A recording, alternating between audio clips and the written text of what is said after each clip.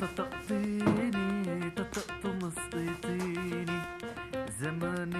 25 décembre 2023.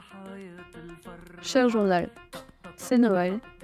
Encore une année passée et difficile de définir qui je suis réellement. Je.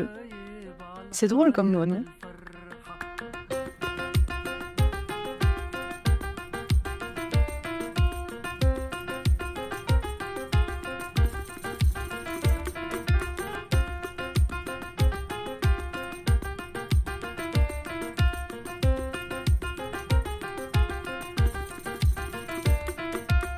J'ai essayé plusieurs procédés d'expression, de sentiments, de pensée. Déjà la musique, j'ai grandi dans une famille de musiciens classiques. 1, 2 et 3. J'ai vraiment été baignée toute mon enfance dans ce milieu. J'ai fait de la danse aussi, du dessin.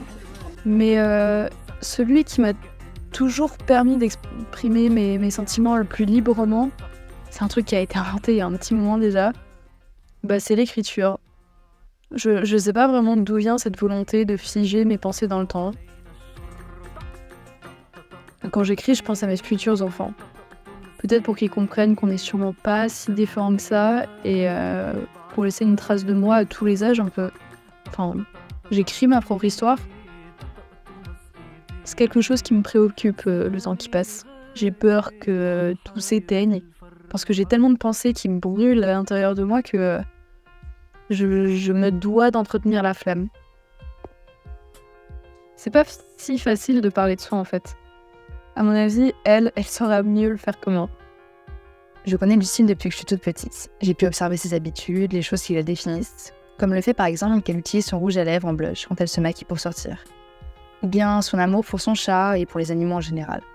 Elle s'arrête à chaque coin de rue dès qu'elle aperçoit un chien ou un chat pour les caresser. D'ailleurs, ça fait bientôt 2 ans qu'elle a décidé d'arrêter de manger de la viande, alors même que son plat préféré, c'est la blanquette. J'ai de nombreux souvenirs partagés avec Lucille, comme par exemple ceux de nos vacances passées ensemble dans le Jura, à Paris ou bien dans le Sud. À propos de souvenirs, je sais que Lucille adore regarder la moindre trace. Elle prend en photo avec son téléphone ou son argentique tout ce qui l'entoure, tous les moments qu'elle partage avec sa famille ou ses amis. Parce que pour elle, ce souvenir, c'est important. Elle tient un journal et elle y écrit toutes ses aventures, tous ses ressentis dans les moindres détails. Et elle colle dans ce journal les objets, papiers, tickets, sachets de bonbons qui peuvent lui rappeler un souvenir. Une autre chose qui définit bien Lucille d'après moi, c'est le cinéma. Je me rappelle de nombreux films qu'on a pu faire elle et moi et qu'on ne finissait presque jamais. Mais elle a gardé cet amour pour les films avec sa créativité débordante et elle me parle souvent de tous les projets qu'elle a en tête ou bien de la liste gigantesque de films qu'elle a adorés et qu'elle aimerait que je voie. J'ai remarqué que c'est une des rares personnes qui, au cinéma, reste jusqu'à la toute fin du film, jusqu'à ce que les lumières se rallument. Je sais qu'elle aime collectionner les tickets de cinéma qu'elle colle sur les murs de sa chambre et qui ne cessent de se multiplier chaque fois que je viens.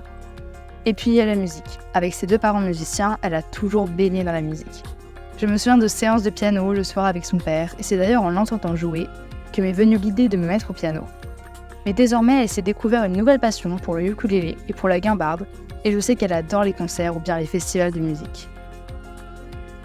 Voilà, je pense que c'est toutes ces choses-là qui définissent Lucille.